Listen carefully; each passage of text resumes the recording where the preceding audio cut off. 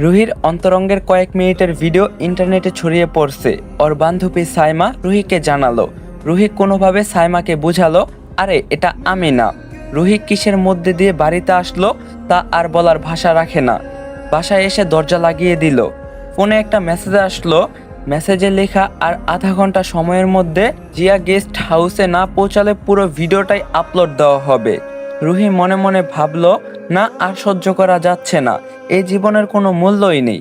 যাকে এত বিশ্বাস আর ভালোবাসতো সেই এত বড় প্রতারক হয়ে ওর সামনে এলো।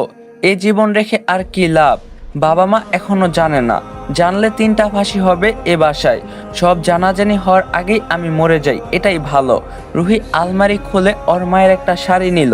শাড়িটা ফ্যানের সাথে বাঁধলো, একটা চেয়ারে দাঁড়ালো, তারপর গলায় পেঁচালো। ঠিক তখনই ওর ছোটবেলার কথা মনে পড়ে গেল, যে কত আদর স্নেহ মমতা দিয়ে ওর বাবা মা ওকে বড় করছে। সামান্য কান ফোরাবে। আমার থেকে বাবা মা দুজনেই বেশি টেনশনে পড়ে গেল। কি যে ভালোবাসে আমায় ওনারা দুজন। আর রুহি এর প্রতিদানে কি দিল বাবা মাকে? বদনাম, আর শেষ পর্যন্ত আত্মহত্যা। আর সবচেয়ে বড় কথা হলো, আত্মহত্যাকারী কখনোই জান্নাতে প্রবেশ করতে পারবে না। রুহি ওর কৃতকর্মের জন্য ক্ষমা চাইলে আল্লাহ ক্ষমা করে দিবেন অবশ্যই, তবে তওবা করতে হবে। এদিকে রুহির মা অনেক সময় ধরে দরজা লাগানো, তাই চিন্তায় শেষ। পরে এসে দরজা ধাক্কা দেওয়া শুরু করলো।